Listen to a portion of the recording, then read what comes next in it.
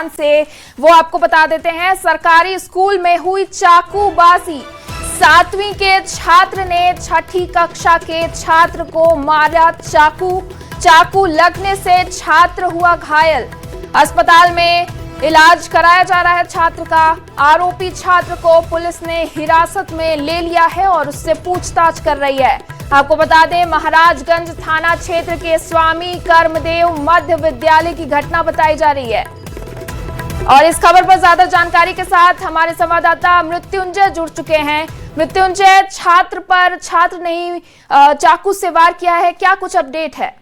जी देखिए, पूरी वारदात महाराजगंज अनुमंडल के स्थानीय कर्मदेव मध्य विद्यालय सरकारी स्कूल है वहाँ की है, जहाँ एक 6ठी क्लास का छात्र है ऋषु राज, उसको 7वीं क्लास का छात्र ने चाकू मारा है। चाकू मारने का आरोप उसी स्कूल के 7वीं क्लास के एक छात्र पर लगा है। फिलहाल जो चाकू लगा वो छात्र खतरे से बाहर है, उसका इलाज अनुमंडलीय अस्पताल महाराजगंज में चल रहा है। घटना की सूचना मिलने के बाद जो स्थानीय DPO हैं और कई थाने की पुलिस मौके पर पहुंच गई है, मामले की जांच कर रही है। वही जो चाकू मारा है छात्र, उसको हिरासत में पुलिस लेकर मामले की पूछताछ करे कि आखिर क्या बात हो गई कि एक छात्र दूसरे छात्र चाकूबाजी से मारकर घायल कर दिया है। फिलहाल पूरे मामले को लेकर सिवान पुलिस मामले की जांच कर रही है।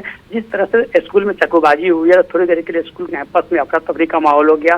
स्थानीय जो पुलिसकर्मी है मौके पर पहुंच मामले की जांच कर रहे हैं कि आखिर क्या वजह रही कि एक छात्र दूसरे छात्र चाकूबाजी किया और ऐसी नौबत क्यों आ गई कि छात्र चाकू से हमला कर दिया गया। और सबसे बड़ा एक सवाल खड़ा हो रहा है कि आखिर सरकारी ये स्कूल है, तो सरकारी स्कूल में जो चाकू मारने का आरोप लगा है, तो छात्र चाकू लेकर गया कैसे, ये पूरे मामले की सिवान पुलिस जांच में जुट गई है। जी मृत्युंजय, आप इस खबर पर नजर बनाकर रखिए, हम इस पर अपडेट आपसे लेते रहेंगे। बहुत बहुत शुक्रिया हमें ये अपडेट देने के लिए।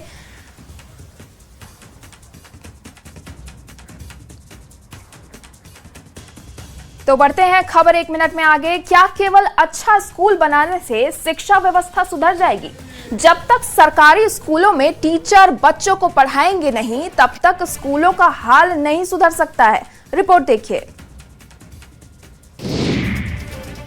बिहार में शिक्षा व्यवस्था को सुधारने के लिए सरकार रात दिन काम कर रही है, लेकिन अच्छे स्कूल बनाने से क्या होगा जब स्कूल में पढ़ाने वाला शिक्षक ही परिसर में सोता रहेगा। विभाग तो रोज नए नए दावे और नियम लागू कर रहा है, लेकिन धरातल पर इसकी पोल खुल चुकी है। सरकारी स्कूल से जो तस्वीरें आ रही है उससे हर कोई हैरान है। मोतिहारी जिले से एक ऐसा वीडियो सोशल मीडिया पर तेजी से वायरल हो रहा है, जहाँ क्लास में बच्चे तो खेल रहे हैं, लेकिन गुरुजी कुर्सी पर आराम से खर्राटे मारते नजर आ रहे हैं। पूरा मामला अरेराज प्रखंड के नवसृजित प्राथमिक विद्यालय बलहा अहिटोली का है। बताया जा रहा है कि इस स्कूल में 45 बच्चे नामांकित है और 2 शिक्षक तैनात है, लेकिन ग्रामीणों का आरोप है कि स्कूल कभी समय पर नहीं खुलता और पढ़ाई सिर्फ कागजों तक ही सीमित है। शिक्षकों की इस लापरवाही से परेशान होकर अभिभावक अपने बच्चों को प्राइवेट स्कूलों में भेजने को मजबूर है। इसका असर जनता की जेब पर पड़ता है। लगातार मिल रही शिकायतों के बाद जब एक छात्र के अभिभावक स्कूल पहुंचे तो उन्होंने मास्टर साहब को खर्राटे मारते रंगे हाथों पकड़ लिया और उनका वीडियो बनाकर सोशल मीडिया पर वायरल कर दिया। वीडियो के वायरल होने से पूरे शिक्षा विभाग में हड़कंप मच गया है।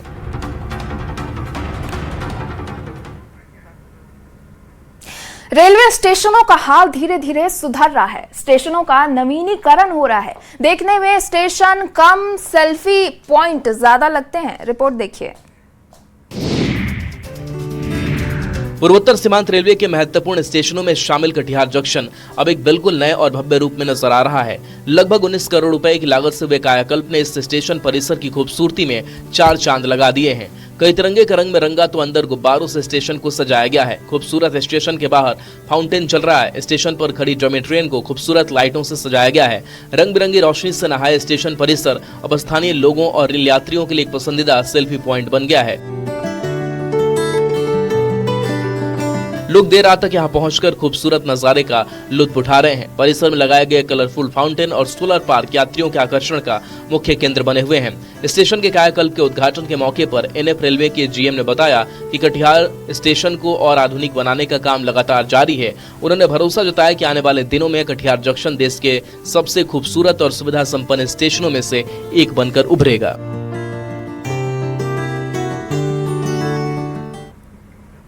लगातार हो रही बारिश ने नदियों का जल स्तर बढ़ा दिया है, लेकिन इस बार प्रशासन पूरी तरह तैयार है। प्रशासन ने हर चुनौती का सामना करने के लिए कमर कस ली है। रिपोर्ट देखिए। सीतामढ़ी और शिवहर से होकर गुजरने वाली बागमती नदी के जलस्तर में लगातार उतार चढ़ाव हो रहा है। नेपाल के जलग्रहण क्षेत्रों में रुक रुक कर हो रही बारिश की वजह से नदी का जलस्तर एक बार फिर से बढ़ने लगा है।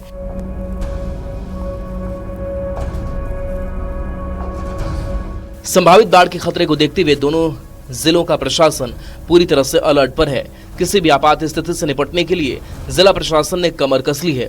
प्रशासन ने पहले से ही तैयारियां पूरी कर ली है। किसी भी आपात स्थिति से निपटने के लिए सभी तैयारियां हो चुकी है। प्रशासन ने प्रभावित लोगों के लिए ऊंचे स्थानों को शरण स्थली के रूप में चिन्हित किया है। वहीं आपात स्थिति में भोजन की व्यवस्था के लिए सामुदायिक किचन भी तैयार किए गए हैं। राहत और बचाव कार्य को त्वरित और प्रभावी बनाने के लिए प्रमुख इलाकों में एनडीआरएफ की टीमों को तैनात कर दिया गया है। इसके अलावा गहरे पानी में डूबने की घटनाओं को रोकने के लिए प्रशासन ने कड़े निर्देश जारी किए हैं और स्थानीय लोगों से नदी या जल जमाव वाले क्षेत्रों में न जाने की अपील की है। हिमाचल प्रदेश में बारिश का रौद्र रूप देखने को मिल रहा है। जल प्रलय का ऐसा मंजर कि देखकर रूह कांप जाएगी। रिपोर्ट देखिए। हिमाचल प्रदेश में बारिश ने ऐसा रौद्र रूप दिखाया कि पहाड़ों पर जिंदगी थमने लगी है। लाहौल, स्पीति और किन्नौर में लगातार बारिश के बाद हालात बेहद खतरनाक हो गए हैं। चंद्रभागा नदी उफान पर है। पानी इतना बढ़ा कि प्रसिद्ध जोबरंग पुल के ऊपर से नदी बहने लगी। देखते ही देखते पूरा पुल पानी में डूब गया। तेज बहाव को देखते हुए इस रास्ते पर आवाजाही पूरी तरह बंद कर दी गई है। उधर मुंची नाले ने भी तबाही मचा दी। नाले में आई बाढ़ पुल को अपने साथ बहा ले गई और कई गांवों का संपर्क टूट गया। सोलन में भी तस्वीर इससे अलग नहीं। NH 205 पर भराड़ी घाट के पास अचानक पहाड़ से भारी चट्टान चलती कार पर आ गिरी। कार चकनाचूर हो गई। एक शख्स की मौके पर ही मौत हो गई, जबकि 2 लोग गंभीर रूप से घायल हैं। यानी पहाड़ों में बारिश अब सिर्फ आफत नहीं, जानलेवा कहर बन चुकी है।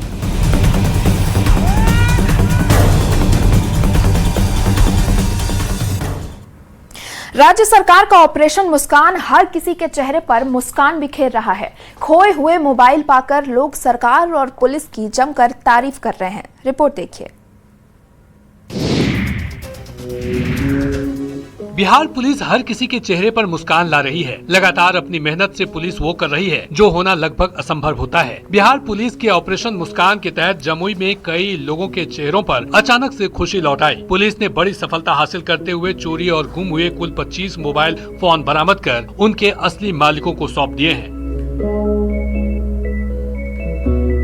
जमुई के एसपी ने अपने कार्यालय में मोबाइल धारकों को बुलाकर खुद अपने हाथों से उनके गुम हुए फोन वापस लौटाए। महीनों बाद अपना फोन वापस पाकर लोगों के चेहरों पर साफ तौर पर खुशी और राहत नजर आई। इस मौके पर मीडिया से बात करते हुए एसपी ने आम जनता से अपील की कि यदि किसी का भी मोबाइल गुम या चोरी होता है तो तुरंत पुलिस को सूचना दे और सरकार के संचाल साथी पोर्टल का इस्तेमाल करे। साथ ही उन्होंने लोगों को सचेत रहते हुए कहा कि सेकेंड हैंड मोबाइल खरीदते समय पूरी सावधानी बरतें और मोबाइल की पूरी जानकारी और बिल लेने के बाद ही खरीदारी करें। पुलिस के इस ऑपरेशन मुस्कान की हर कोई तारीफ कर रहा है।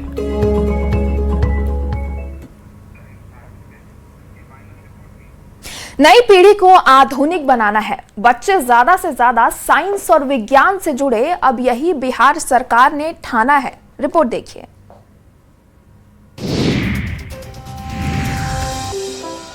पटना सिटी के अगमकुआं स्थित राजेंद्र स्मारक चिकित्सा विज्ञान अनुसंधान संस्था में 2 दिवसीय विशेष कार्यशाला का भव्य शुभारंभ हुआ। Science and health innovation for the next gen explorer विषय पर आयोजित इस कार्यक्रम का मुख्य उद्देश्य स्कूल के बच्चों में विज्ञान, स्वास्थ्य अनुसंधान और वैज्ञानिक दृष्टिकोण के प्रति रुचि जगाना है। कार्यशाला के पहले दिन पटना के 2 केंद्रीय विद्यालय और 2 निजी विद्यालयों के छात्र छात्राओं ने हिस्सा लिया। इस दौरान संस्था के वैज्ञानिकों ने अगली पीढ़ी के युवा खोजकर्ताओं और जैव चिकित्सा अनुसंधान रूप से परिचित कराया और इसके साथ अपने विचार साझा किए। RMRI के निर्देशक डॉक्टर कृष्ण पांडे ने बताया कि साइंस 2026 ICMR की एक प्रमुख राष्ट्रीय पहल है। इसके तहत पटना के 8 अलग अलग स्कूलों के करीब 500 बच्चों को साइंस और नवाचार के प्रति जागरूक किया जाएगा। बच्चों को अनुसंधान से जोड़ने के लिए प्रयोगशालाओं का भ्रमण, वैज्ञानिक प्रदर्शनी, लाइव प्रदर्शन, जन स्वास्थ्य जागरूकता सत्र का आयोजन किया जा रहा है ताकि आने वाली पीढ़ी विज्ञान के क्षेत्र में नया मुकाम हासिल कर सके।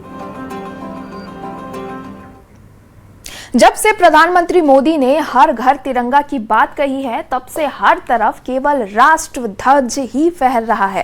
तिरंगे की ऐसी धूम कि हर कोई देशभक्ति में लीन है। आपको भी दिखाते हैं। देशभक्ति और राष्ट्रीय एकता के संदेश के साथ जमालपुर में हर घर तिरंगा अभियान के तहत रेल कर्मियों ने भव्य तिरंगा यात्रा निकाली। मालदा मंडल के आह्वान पर आयोजित इस जागरूकता कार्यक्रम में रेलवे के अधिकारियों और कर्मचारियों ने बढ़ चढ़कर हिस्सा लिया और राष्ट्रीय ध्वज के सम्मान का संदेश दिया। ये पैदल मार्च कैरेज एंड वैगन और न्यू गुड्स शेड से शुरू होकर AN ऑफिस तक निकाला गया। हाथों में तिरंगा थामे बड़ी संख्या में रेल कर्मी पूरे उत्साह के साथ शामिल हुए। इस दौरान महिला रेल कर्मियों की सक्रियता और सशक्त भागीदारी ने पूरे कार्यक्रम को बेहद खास बना दिया। जमालपुर में इस यात्रा का नेतृत्व रेल अधिकारी भगवान प्रसाद जेना और senior section engineer Amod Kumar Arya ने किया। दूसरी ओर मालदा टाउन रेलवे स्टेशन से मंडल रेल प्रबंधक कार्यालय तक भी एक विशाल तिरंगा यात्रा निकाली गई। जानकारी के अनुसार ये तिरंगा यात्रा 9 से 10 अगस्त तक हर घर तिरंगा यात्रा निकाला जाएगा। जहां आजकल लोग महंगी महंगी कारों से बारात ले जाते हैं, तो वहीं कटिहार में एक अनोखी बारात चर्चा का विषय बनी हुई है। रिपोर्ट देखिए।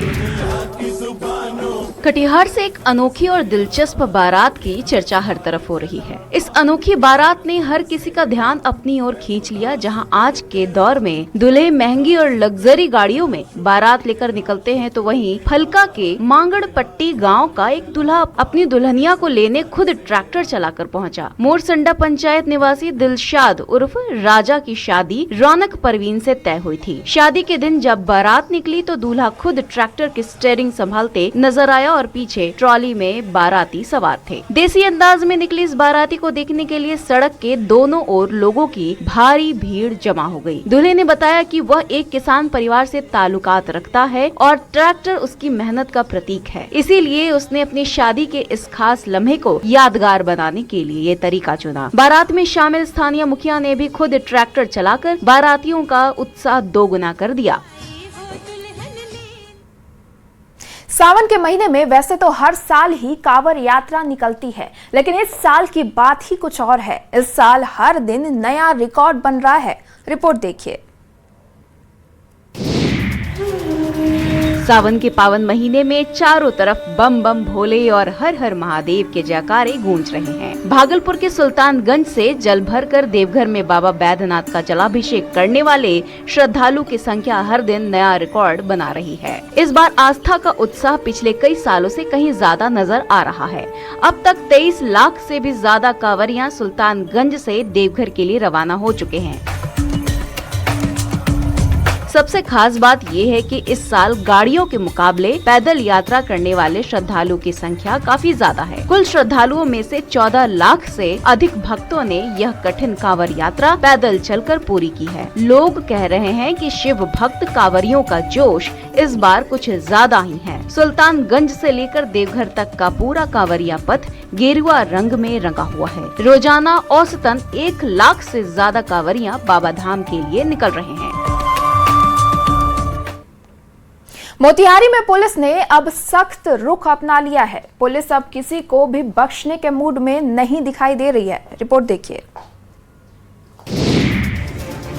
मोतिहारी जिले में कानून व्यवस्था को सख्त बनाने और अपराधियों पर नकेल कसने के लिए पुलिस ने एक साथ कई थाना क्षेत्रों में बड़ी कार्रवाई की है। जिले के भोपतपुर, छतौनी, जितना और गढ़ैया थाना पुलिस ने संयुक्त रूप से अलग अलग मामलों में लंबे समय से फरार चल रहे कई शातिर आरोपियों को गिरफ्तार कर लिया। जानकारी के अनुसार भोपतपुर थाना पुलिस ने शराब के अवैध कारोबार और तस्करी से जुड़े मामलों में वांछित 2 फरार आरोपियों को धर दबोचा है। दूसरी ओर छतौनी थाने की पुलिस टीम ने भी क्षेत्र में बड़ी कार्रवाई करते हुए विभिन्न आपराधिक मामलों में शामिल 3 अभियुक्तों को गिरफ्तार कर सलाखों के पीछे भेज दिया। इस कड़ी में जितना थाना पुलिस को भी बड़ी कामयाबी मिली है। पुलिस ने खाद की कालाबाजारी, अवैध तस्करी और ऑन ड्यूटी सरकारी काम में बाधा डालने के आरोप में 2 लोगों को गिरफ्तार किया है। वहीं गढ़ैया थाना पुलिस ने जानलेवा हमले और हत्या के प्रयास जैसे संगीन मामलों में नामजद एक आरोपी को दबोच लिया।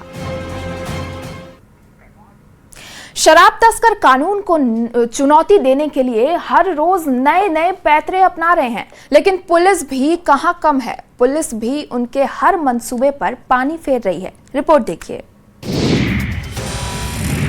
मुजफ्फरपुर में शराब तस्करों का एक नया और अनोखा पैंतरा सामने आया है, जिसे देखकर उत्पाद विभाग की टीम भी हैरान रह गई। तस्करों ने शराब की खेप छिपाने के लिए मिनी ट्रक के पूरे ढांचे में ही बेहद शातिराना तरीके से गुप्त तहखाना बना दिया था। मामला सरैया थाना क्षेत्र के बकरा का है। गुप्त सूचना के आधार पर जब उत्पाद विभाग की टीम ने खड़े मिनी ट्रक की तलाशी ली तो पहली नजर में वो बिल्कुल खाली दिखाई दिया, लेकिन जब अधिकारियों ने बारीकी से जांच की तो ट्रक के ढांचे को रिमॉडल कर बनाए गए गुप्त खाने का भांडाफोड़ हुआ। तहखाना खोलते ही अधिकारियों के होश उड़ गए। उससे यूपी में बनी विदेशी शराब की 125 कार्टन बरामद हुए, जिसकी बाजार में कीमत करीब 20 लाख रुपए है। और इस मामले पर उत्पाद इंस्पेक्टर प्रकाश कुमार राम का ये कहना है कि मिनी ट्रक को जब्त कर लिया गया है। गाड़ी के नंबर और स्थानीय इनपुट के आधार पर शराब कारोबारियों की पहचान की जा रही है। पुलिस का दावा है कि इस धंधे से जुड़े जो भी लोग हैं वो जल्द ही सलाखों के पीछे होंगे। राज्य के शिक्षा विभाग की रूपरेखा बदल गई है। पूरा कार्यालय खूबसूरत नजर आ रहा है। आखिर किसने किया विभाग का कायाकल्प, देखिए इस रिपोर्ट में। राज्य के शिक्षा विभाग अब एक बिल्कुल नए और आकर्षक रूप में नजर आने वाला है। विभाग ने अपने कार्यालय भवन को सुंदर, सुसज्जित और भव्य बनाने के लिए एक अनूठी पहल की शुरुआत की। इस पहल की सबसे खास बात यह है कि भवन की कायाकल्प करने की जिम्मेदारी किसी बाहरी एजेंसी को देने के बजाय खुद स्कूल के कला और आर्ट शिक्षकों को सौंपी गई। कई दिनों की कड़ी मेहनत के बाद ये शिक्षक शिक्षा विभाग की दीवारों पर अपनी कला का जादू बिखेर रहे हैं। दीवारों पर प्रदेश की समृद्ध लोक कला, पारंपरिक लोकगीत, लोक पर्वों की झलक के साथ साथ राज्य के प्रमुख दर्शनीय पर्यटक स्थलों की बेहद जीवंत और खूबसूरत पेंटिंग्स बनाई जा रही है। इस बेहतरीन सजावट का मकसद ये है कि जब भी कोई आम नागरिक या अधिकारी कार्यालय पहुँचे तो उसे शिक्षा विभाग का भवन देखते ही आकर्षक और प्रेरणादायक लगे। इससे भवन की पहचान और सुंदरता दोनों में इजाफा होगा और आर्ट ही ऐसी चीज है जो हर किसी का मन मोह लेती है। जीविका दीदी की सिलाई मशीन की खटखट की आवाज अब पूरे शिवहर जिले में गूंज रही है। दीदियों ने जो लक्ष्य निर्धारित किया है उसको हासिल करने के लिए दिन रात मेहनत कर रही हैं। आपको भी दिखाते हैं।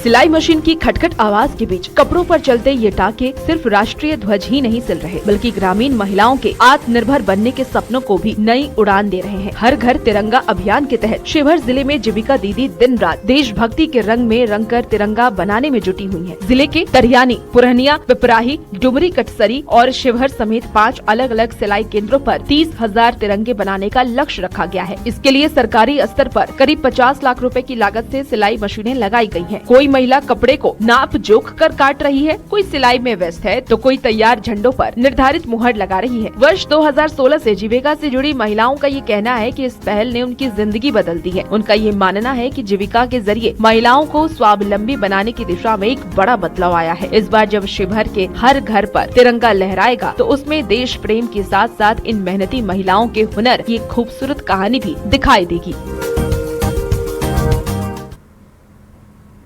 जब से देश के गृह मंत्री ने नक्सल मुक्त भारत की बात बोली है, तब से नक्सलियों में हड़कंप मच गया है। नक्सली डर के मारे सरेंडर कर रहे हैं। रिपोर्ट देखिए।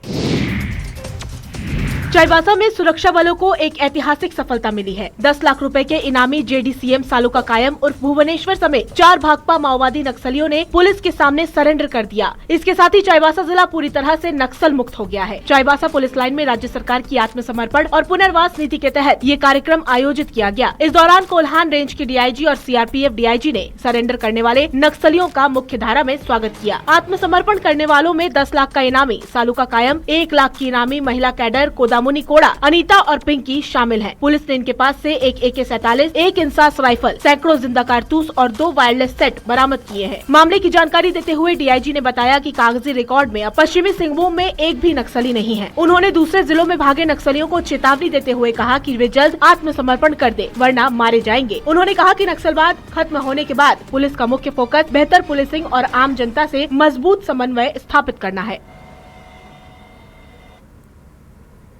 आज का युवा जागरूक हो गया है। युवा अब धार्मिक कामों में भी बढ़ चढ़ कर भाग ले रहे हैं। मंदिर की साफ सफाई से लेकर श्रद्धालुओं की हर सुविधा का ख्याल रख रहे हैं। रिपोर्ट देखिए।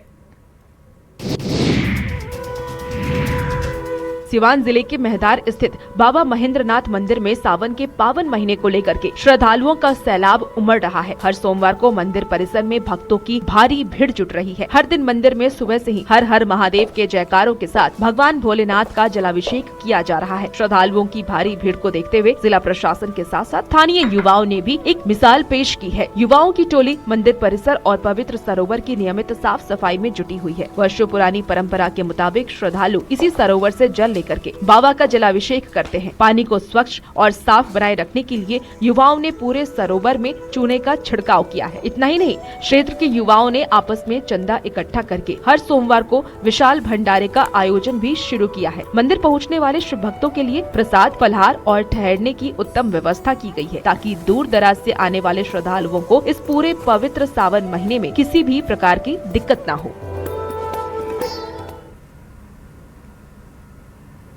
विश्वविद्यालयों में जिस दिन दीक्षांत समारोह आयोजित होता है, उस दिन का माहौल कुछ अलग ही होता है।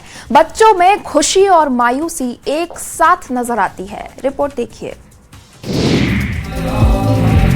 मुंगेर विश्वविद्यालय का तीसरा दीक्षांत समारोह मंगलवार को RD&DJ कॉलेज कैंपस के राजेंद्र मंडप में भव्य रूप से आयोजित किया गया। इस खास मौके पर अलग अलग सत्रों के 762 अभ्यर्थियों को उपलब्धि प्रदान की गई। वहीं अपनी प्रतिभा का लोहा मनवाने वाले 53 छात्र छात्राओं को गोल्ड मेडल, 48 को सिल्वर और 48 विद्यालयों को ब्रॉन्ज मेडल देकर सम्मानित किया गया। समारोह की शुरुआत भव्य परेड और संस्कृत श्लोकों के गूंजते मंत्रों के बीच हुई। विश्वविद्यालय के कुलपति, कुल सचिव और मुख्य अतिथियों ने दीप प्रज्वलित कर कार्यक्रम का औपचारिक शुभारंभ किया। इसके बाद graduation, post graduation, BEd, BSc और बायोटेक और लॉ समेत विभिन्न पाठ्यक्रमों के उत्क्रमित छात्रों को उपलब्धि और मेडल सौंपे गए। उपाधि ग्रहण करने से पहले सभी विद्यार्थियों को दीक्षांत शपथ दिलाई गई। मंच पर सम्मानित होते ही छात्र छात्राओं के चेहरे खुशी से खिल उठे। समारोह के दौरान छात्र अपने सहपाठियों के साथ तस्वीरें और सेल्फी खींचकर इस यादगार पल को सहेजते नजर आए। इस अवसर पर विश्वविद्यालय के कई वरिष्ठ अधिकारी, शिक्षक और जनप्रतिनिधि मौजूद रहे। सोशल मीडिया पर जमकर एक वीडियो वायरल हो रहा है, जिसमें एक युवक युवतियां पार्टी कर रहे हैं। बात पार्टी की नहीं है, बात कुछ और है। क्या है पूरा मामला, रिपोर्ट में देखिए। मध्य प्रदेश के मंडला जिले से एक हैरान कर देने वाला मामला सामने आया है। यहाँ के अंजनिया शराब ठेके के कथित गोदाम का एक वीडियो सोशल मीडिया पर तेजी से वायरल हो रहा है, जिसने शराब कारोबार की सुरक्षा और आबकारी नियमों की पोल खोल कर रख दी है। वायरल वीडियो में देखा जा सकता है कि शराब की पेंटिंग के बीच कुछ युवक और युवतियां अश्लील गानों पर जमकर पार्टी कर रहे हैं और डांस कर रहे हैं। हैरान करने वाली बात यह कि इस अवैध महफिल के लिए गोदाम के अंदर ही कूलर, साउंड सिस्टम और खाने पीने के तमाम इंतजाम किए गए थे। जहां नियमों के तहत शराब गोदामों में कड़ी सुरक्षा और पाबंदियां होनी चाहिए, वहीं इस तरह की गतिविधियों ने आबकारी विभाग की कार्यप्रणाली और सुरक्षा व्यवस्था पर गंभीर सवाल खड़े कर दिए। हालांकि न्यूज 18 इस वायरल वीडियो की पुष्टि नहीं करता। वीडियो सामने आने के बाद स्थानीय स्तर पर हड़कंप मच गया है और लोग आबकारी विभाग की मिलीभगत पर सवाल उठा रहे हैं।